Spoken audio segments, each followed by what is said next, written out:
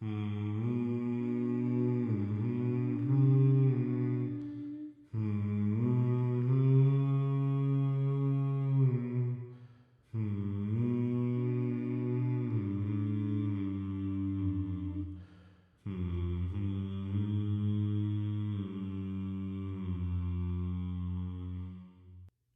back to Triad Stage's Social Distancing Radio Theater and the fifth part of Edward II. Please be aware that this episode contains violence, disturbing imagery, loud noises, and profanity. Listener discretion is advised. When we were last in Hawboro, Edward's former boyfriend, Daniel Gibbons, returned to Asterdale to reveal to Edward all that had happened to him since they had been ripped apart by the cleansing. As they came together for a kiss, Isabella, Lucy, and Eleanor returned from church and saw them. Later, Isabella confronted Edward and threatened to divorce him. He begged her to stay, and by the end of their confrontation, she announced that she would take Eleanor to Long Island and make a decision later in the summer about whether to return. It is now April 5th, and earlier today the Blessing family gathered in the offices of Charles Cunningham to hear the reading of the last will and testament of Edward Carson Blessing I. It is now early evening, and even though the days are growing longer, the light from the windows is dim. Lucy sits, distracted, trying to finish a piece of needlework. Olive enters with the afternoon newspapers. I got the record and the dispatch, Mrs. Blessing. Just arrived. Thank you, Olive. Bring them here. Put this needlework up in my room, please. I'm a disaster. Have no idea why I persist. It's lovely, Mrs. Blessing. What's it going to be? I thought it was going to be a dogwood blossom. Mm-hmm. But for the life of me, I just can't tell. Oh, I'm distracted, Olive, and very worried. Now you rest yourself, Mrs. Blessing. Things happen for a reason. Do you really believe that, Olive? No, ma'am. I suppose I don't. Then why on earth did you say it? Because it's the kind of thing folks expect me to say. Hold on to God's unchanging hand and all of that foolishness. In my experience, there's not a bit of rhyme or reason to much of anything. The way things are just the way things happen. For instance, here I am, and there you sit. Now, why is that? And young Mr. Eddie's back in town after all that trouble y'all went to get him gone. See now, some things, they don't change. And then others? Well, some things are turned inside out. And what's the sense in any of that? Well, you're getting odd as you get older, Olive. What a thing to say. Beg pardon, Mrs. Blessing. I'm just tired, is all. Would you like me to turn on this lamp here, Mrs. Blessing? Yes, Olive. It's so dark I can hardly see to read. Looks like you're running low on scotch, Mrs. Blessing. I'll fetch a bottle from the pantry, if you want. Yes, Olive. We sure do seem to be going through a lot of liquor all of a sudden. I hate to miss Dr. Kildare. Surely Eddie could have met us all tomorrow morning. I think we have more pressing problems, Reverend, than what's going on at Blair General Hospital. But it's the last episode ever. Reverend Mortimer, what a surprise. Evening, Miss Lucy. Have you seen the papers? The Republicans have lost their ever-loving minds. I mean, it's hard to be a Democrat these days with all this integration nonsense, but unidentified flying objects? What is this Ford fella thinking? Who? Gerald Ford, some know-nothing congressman from Minnesota or somewhere. Will there be anything else, Mrs. Blessing? No, Olive, thank you. And shut the door as you leave. Yes, ma'am. Hearings today on alien life in outer space. He'll be a laughingstock. Nothing will come of him. Now, what the hell is going on? Well, There were those students last month. Now, where was it? Oh, not with UFOs, you oaf. With Eddie and this monstrous will. What's he doing? This meeting. What's he trying to prove? Search me. I was just told to be here. Same. Now that it's all Eddie's liquor, I don't. You think he'd mind if I poured myself a little, Help yourself, as long as you bring me one. Me too. I'll play mother. Oh, he'll rub our noses in this, mark my words. I talked to Charlie afterward. He is distraught. He told me old Mr. Edward was adamant. He wouldn't change the will. Charlie said he all but begged him to, but old Mr. Edward said he made a solemn oath to his father that the company would stay in blessing hands. Charlie said he told him. And what good did that do? Obviously none. But what good could any of us do? We all tried, in our way. Edward Blessing was a hard-headed man. He swore on a Bible to his daddy that the estate would go directly to his son, and that, as far as he was concerned, was the only thing that could happen. I wish I'd known. I wish I had. I wouldn't have stuck around here like a poor widowed relation, easing the dying of all those countless blessings. But weren't you a poor widowed relation, Miss Lucy? George Henry didn't have a dime except what came from Mr. Edward's daddy, second son, skint broke. How dare you I'm not trying to irritate you, but all of us knew what was going to happen, even if we spent all those years pretending to ourselves that it wouldn't. There were extenuating circumstances that we assumed Mr. Blessing would take into account. Like the fact that his son is a pederast? All the same, a blood pederast is still blood. I did think Mr. Blessing was quite firm in his wording there, in the will, when he spoke of the moral estate and left young Eddie the priceless treasures of sobriety, morality, and honor. Oh, he'll find no value in those. He is sick to his soul. Now, Miss Lucy, you recollect Theodore Stanley? What's he got to do with the price of eggs in China? Oh, quite a bit, in relationship to the particular eggs we're discussing. Mr. Stanley came here and opened the Mill King Hotel. Now, how many meals have you eaten there? Countless. I've been to his home as well, and I know what you are implying, but there is a difference. What difference? Are you serious? Yes. What difference? I never saw Theodore Stanley actually do it. Ha! Never. I never had Sheriff Lynx come and tell me that Mr. Stanley had been discovered in a public place committing crimes against nature.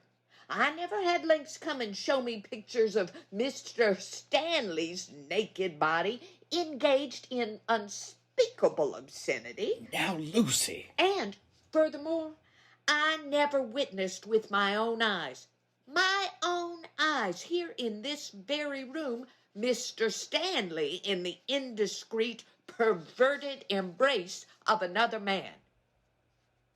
But that doesn't mean he isn't an invert all the same. But I didn't know it for a fact, and that makes all the difference. You can't be serious. I certainly can.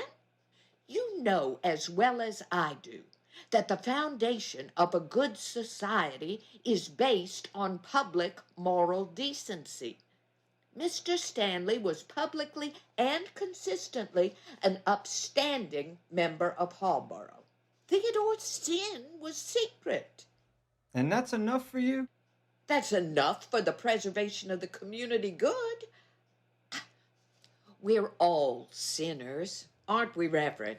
Well, That is true, but But what we do, recognizing that fact, is we must contain that sin.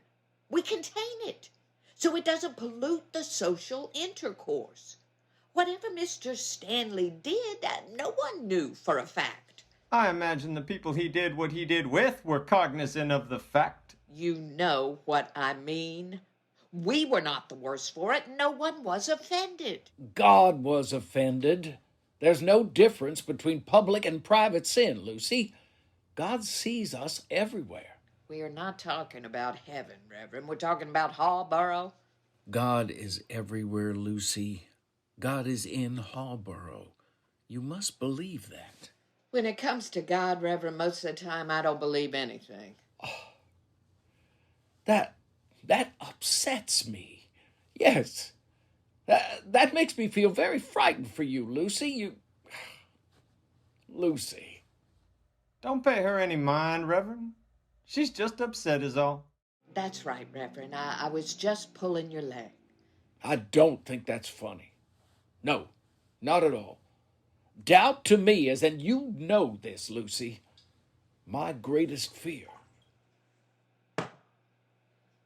Oh, the audacity of making us wait.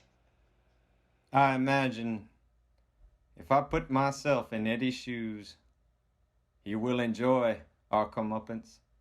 We haven't, any of us, been very nice to Eddie. For good reason. Reason or not, we now have an excellent reason to try to make it up to him. Never. We don't really have another. Good evening, everyone. How are we all? Morty, thanks so much for coming. And Reverend, how good it is to see you. Mr. Blessing? And Aunt Lucy Evans. My, but you look like you're most uncomfortable. Should I see if Olive will bring you some castor oil? Your sense of humor has always been crass, Eddie. Maturity, or should I say age, has not improved it. Touche, Aunt Lucy Evans. One up by you, as always. I asked Olive to bring us in some refreshments, but I see you've already been helping yourself to my liquor. Go ahead, go ahead. I'll turn the other cheek, preacher, like Jesus said. Goodness, we have so much to discuss. Where shall we start? Well, Isabella wishes she could be here, but as you know, she and Eleanor left for New York last week. We feel it's very important our daughter finishes up the school year, and she loves Camp Pine Cliff, so... But they'll join me back at Astrodale as soon as the summer's over. Two of our guests seem to be running a little late. Let's see. What shall we do while we wait? Mortimer, why don't you shut the door yonder and we'll... Let's see. Oh, perhaps we should handle the question of where you're going to live now, Aunt Lucy Evans. Blessing. What's that? I said my name was Lucy Blessing. Well, all right. I'll concede it. That's a legal fact. But that actually doesn't answer the question. Where are you going to live now that I am Mr. Blessing?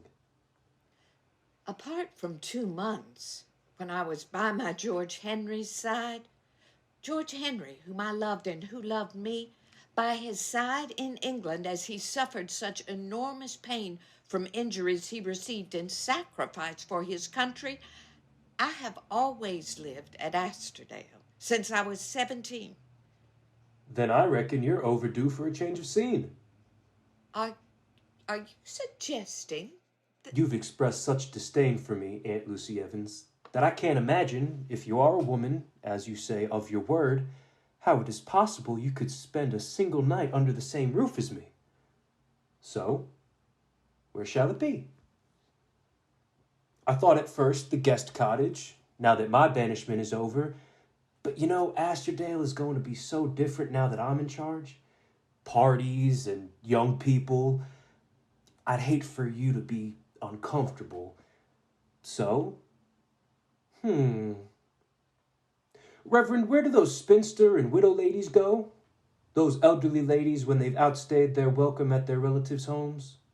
You have a parcel of them at St. Crispin's. Where do they all reside?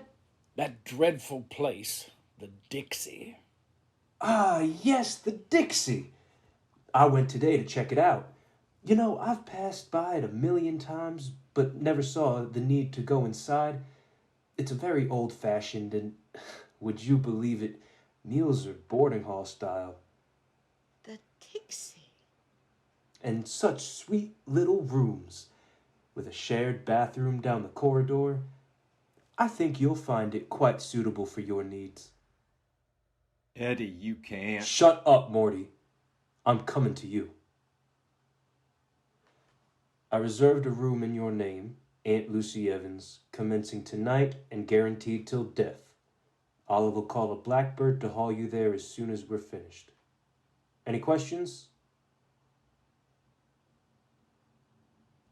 Eddie, I think... Edward, Morty. I am Edward now.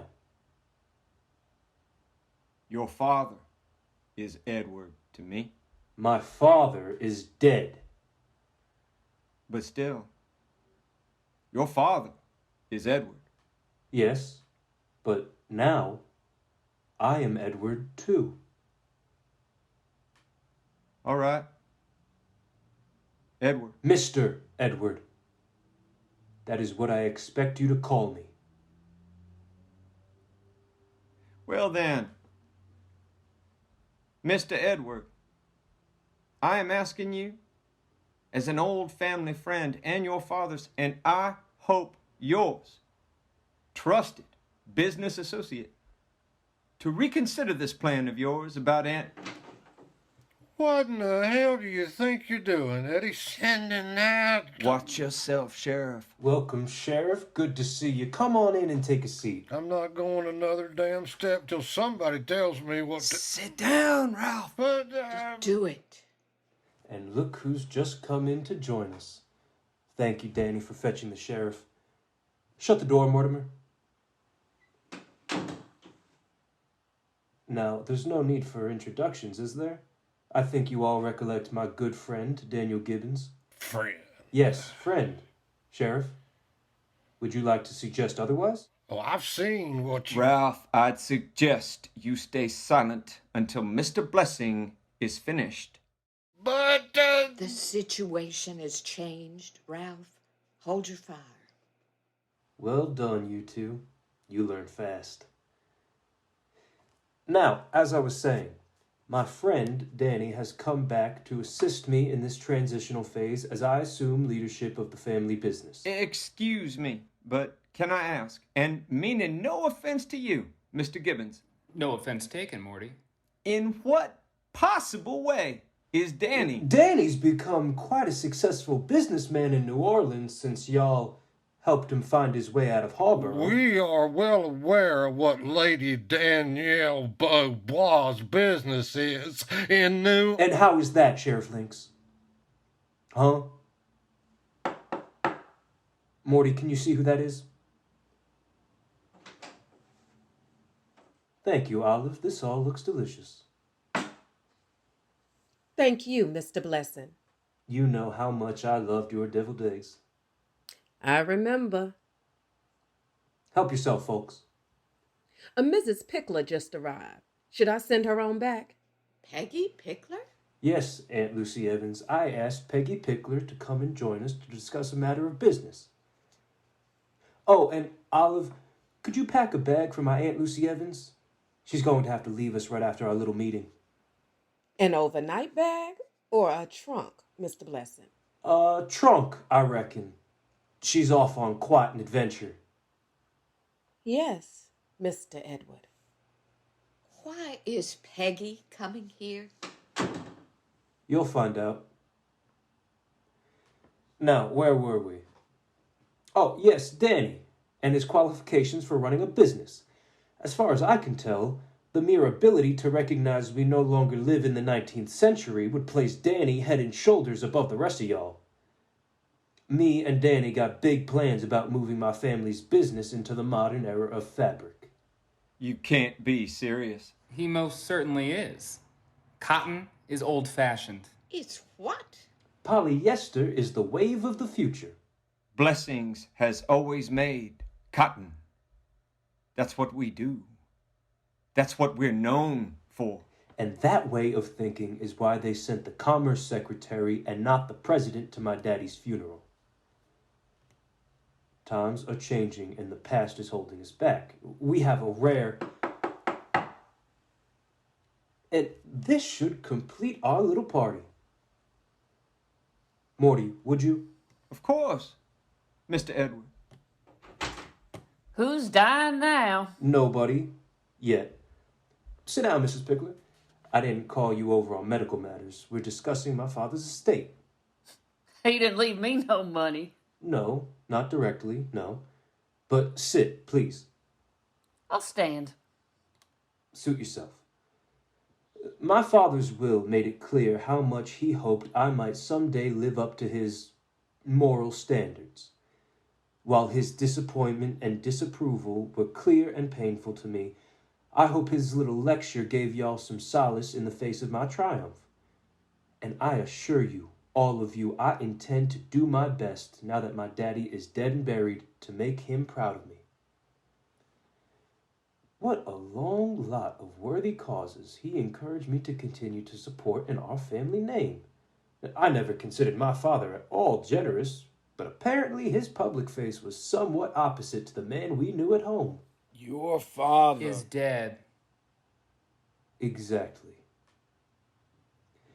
Now, going through this list, it seems my father was giving $10,000 a year to the church. $10,000! That's a powerful amount of money, Eddie. It is, Danny, it is. But it just doesn't seem quite enough. The needs of God's children are great indeed. Indeed. How about I go ahead and make it 15? 15,000? Yes, that seems right, don't it? Well, But I got confused when Charlie read me that part of the will about the church, because it didn't really specify at all to which church my daddy was referring. you know as well as I. So I asked Charlie if that meant I could pick any church of my own desire, and he said yes. And so, I've done some thinking. Peggy, what's the name of your church?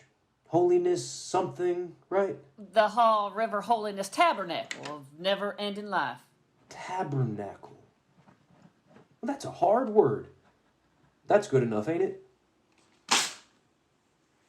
So, Peggy, here's a $15,000 check made out to the Haw River Tabernacle, etc., in memory of my father, Edward Blessing the First. But you can't do that, Mr. Blessing. Your father promised me that he would continue.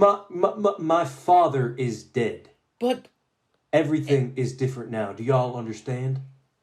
Are you beginning to comprehend? Every valley shall be exalted, and every mountain shall be brought low. That's from the Bible, isn't it, Peggy? Yes.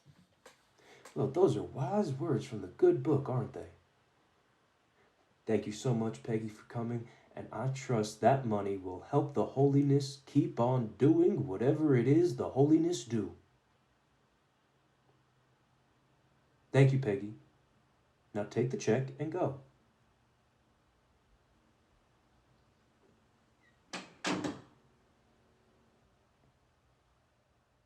You've made your point, Edward. We get it. You're the boss man now. And bygones are bygones. I can assure you that all of us are dedicated to the financial success of the Blessing Company, your company now. That dedication hasn't changed. All of us, we are all of us on the same team. What a sweet sentiment, Morty. No wonder my father was so fond of you. But, Mr. Edward, I say this with all respect. You cannot honestly expect us to sit here silent while you parade around Danny. Listen, Edward. Listen how he talks. Everything you want, you can have. Everything. Shame us if you want.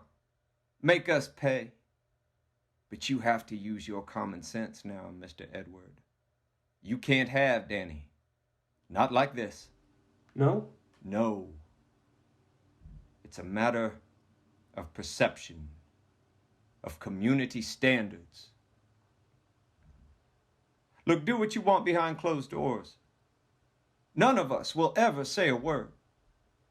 Your daddy had his playthings, and those of us around him kept mum. Well, now. Danny, what do you think about that? Edward. Shh.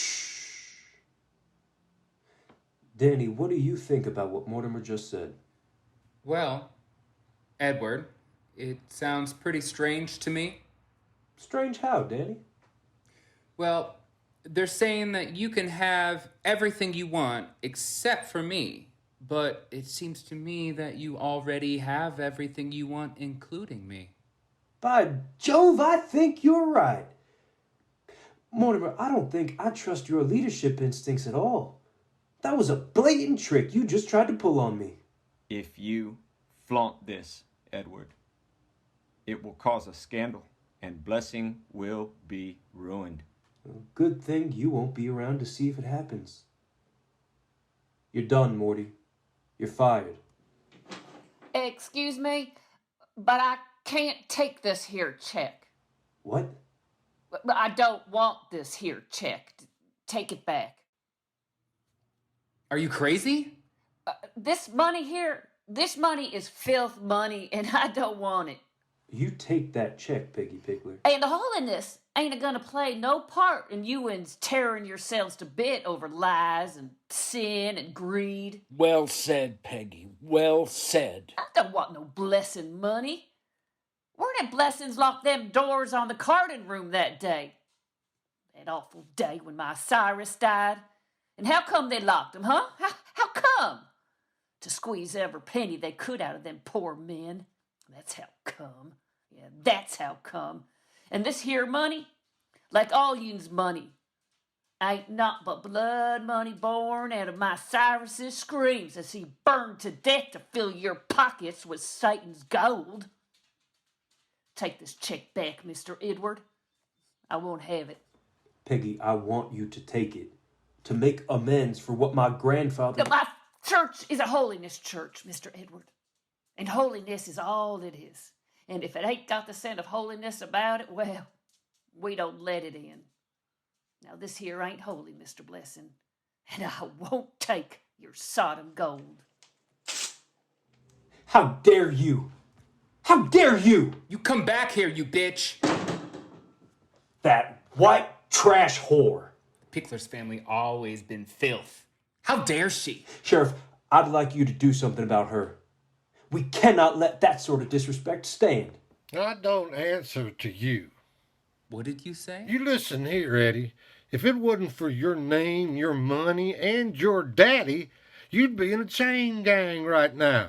And as far as I'm concerned, you ain't nothing but a dirty little fairy. And as far as I'm concerned, your days of public service in this community just came to an end. You ain't your daddy. Things around here are going to be different. You think? We'll see. We'll see. Eddie's got a meeting with the governor tomorrow. Governor asked for a special meeting with Eddie. Eddie's got a list of things he wants to talk over with the governor. Then we'll see how high and mighty Sheriff Lynx is. Yes, we will. I think the governor would be surprised to hear about what I witnessed when I burst through that door, remember? Door 319 at the Mill King Hotel? Listen to Lynx. Listen to him lie. You shut up, you filth. Y'all heard him. If it hadn't been for Eddie's daddy's name and money, Lynx would have thrown Eddie into jail. But how come Lynx didn't? Because Lynx was bought. He's crooked. That's Ralph. all Good filthy heavens, good heavens. damn lies. Everyone, shut up!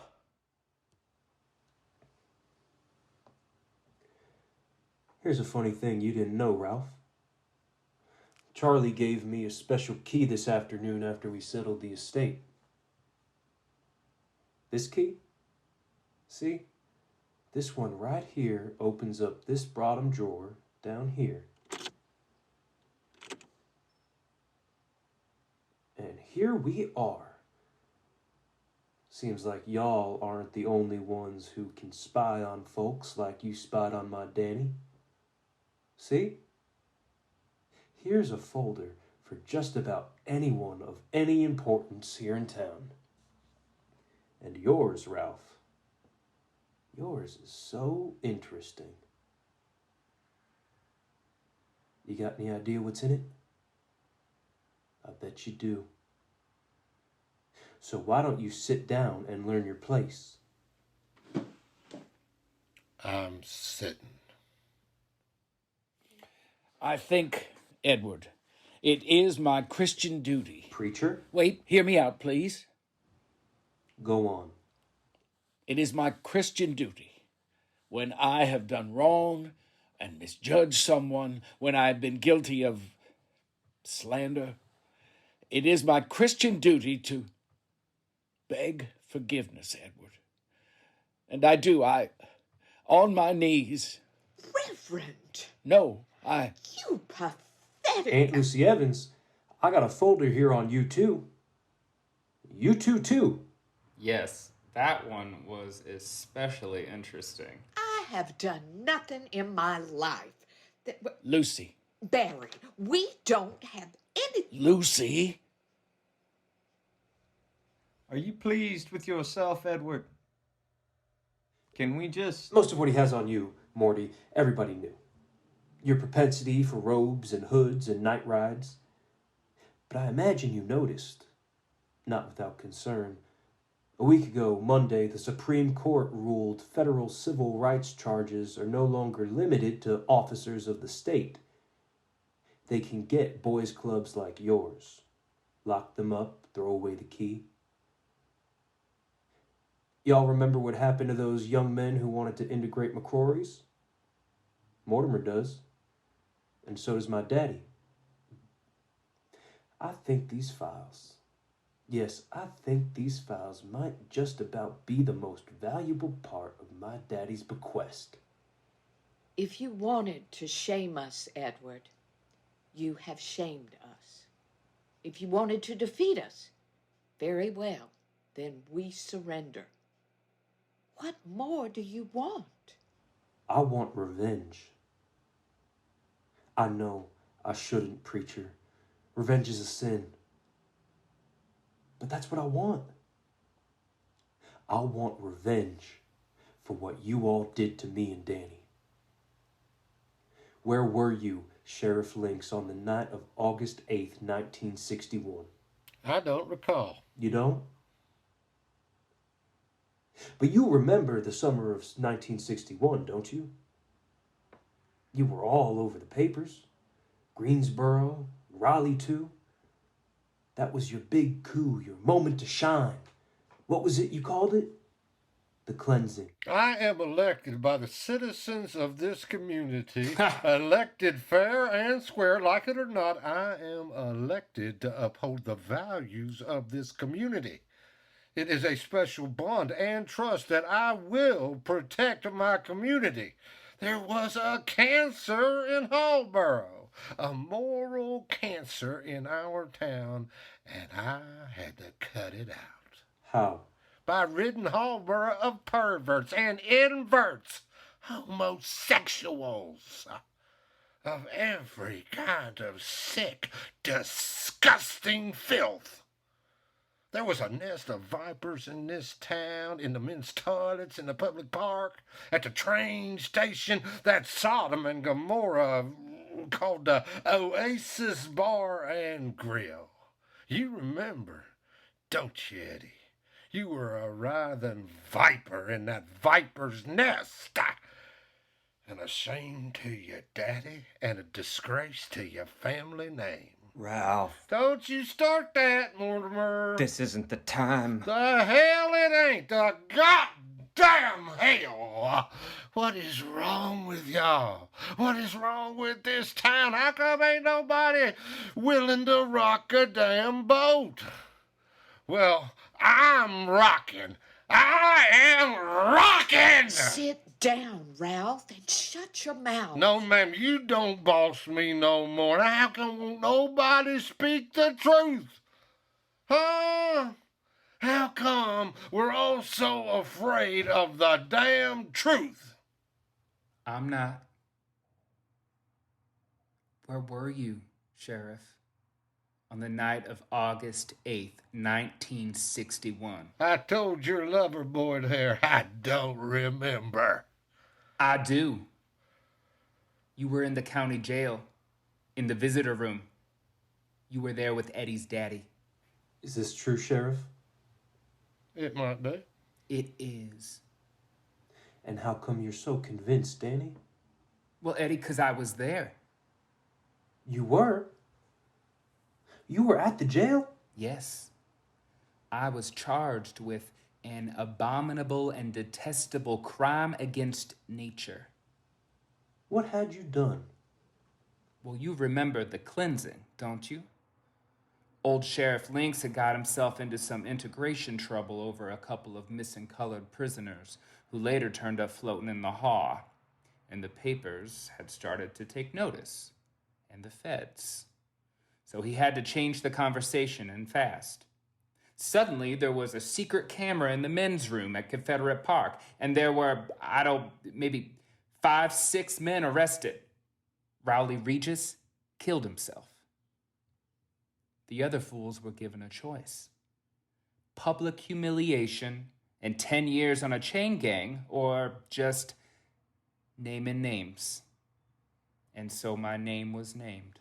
And mine? Not without reason. I had evidence. Oh, yes. Lynx is a detective nonpareil. One of those fools that got caught? It was old Teddy Stanley. And he let it slip me and Eddie used to spend some nights together at the Mill King. Lady Teddy had a room she kept for us. 319. And Lynx and his thugs bust down that door, flashbulb popping. And what you were doing? Eddie like he was a dog, and you doing that to him. Hush. They separated us. They took me to the jail. And they took me home to face my daddy. Y'all know what happened. Y'all were intimate witnesses of my terrible shame. Daddy sent me to Europe, and when I returned, Eleanor and Isabella were waiting for me in New York City, where we lived off of what little remained of my mama's money. But Danny... What happened to me was different. I refuse to sit here and listen to this. Everything has changed now, Aunt Lucy Evans. Every single thing. Your refusing no longer matters. Go on, Danny. One night, when I was in jail, August the 8th of 1961, old Mr. Blessing came with Sheriff Lynx right behind him. And while the sheriff upheld the law by holding me down, Eddie's daddy began to beat me. He beat me in the face and in the body. Oh, Lord have mercy on us all. And he made it clear, in no uncertain terms, that I was to leave this town and never come back. And to make sure I understand, him and Lynx let in a little farewell party to the jail that night to send me on my way. That's enough. No one had mercy on me. How am I going to have mercy on them? I mean it. Both of you. That's enough. There were 7 of them. 7 of them. They didn't wear their robes and hoods. They wanted me to see their faces, what they had planned. Well, they didn't think I'd ever come back around. There was them 2 picklers, of course, Guy Rudisil, Frank Keeter, Selden Moore, Stu Baldwin, and you, Mortimer. Edward, make him stop. They started roughing me up with their hands at first, but Mortimer likes to kick. Maybe one of the picklers would hold me and the other would punch me in the gut. And when they would let go of me, I'd fall onto my knees, and then they would push me over, and they would push me over to my hands and my knees, and then Mortimer would kick. They went on like this for a right long time. 7 of them. There were 7 of them. Thank you, Danny. I am so... I'm not done. I didn't tell it all, Eddie. I couldn't. I hid this part, Eddie. I didn't think I could get this part out, but now that I am looking at him... Don't. Go on. After a while, old Mr. Blessing and the sheriff here come on back, and they stood there, laughing. Blessing said that the sheriff had told him what I had been doing to Eddie when they bust open the door, and that it was a shameful thing to be done to any man, and it was my turn. Eye for an eye. And he handed Frank Keeter a broomstick. No. An Enoch Pickler hauls me from the ground. My head is on his shoulder, and he holds me with his arms around my chest. Stu, he reaches around, undoes my belt. He yanks my pants down. He yanks everything down. God, They're all the Father, laughing. It's a creator game of to them. heaven and earth. And Frank Have tosses the mercy broomstick upon to us. Mortimer God, the Son, and Redeemer throws of me the back world. down on the floor, Mercy flips me upon onto my back, God, the and he Holy Ghost, grabs me around my sanctify knees and faithful. holds me that way Have while mercy Stu upon and us. Selden get my The ankles holy, and spread my blessed, legs wide. and glorious I can't get Trinity, away. one God. I can't. Have And then mercy on they are us. laughing, Remember all of not, them. Lord Christ, And our Mortimer offenses, takes nor the that offenses broomstick. of our He takes forefathers. that broomstick and he says, Neither "Here you reward us go, according baby." to our sins. And I've Spare us, good only Lord. ever seen that Spare look. thy The look people. Morty had in his Thou eyes hast right given then in the thy face most of a precious man blood, desperate to and screw God thy me. mercy- Fuck you, faggot! Danny, don't! Put that bottle down! Ralph! Sheriff, no! Danny? No! No! No! No!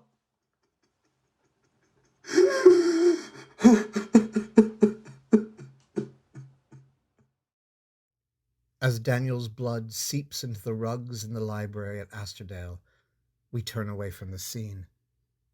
Join us next time on Triad Stage's Social Distancing Radio Theater for the 6th part of Edward II.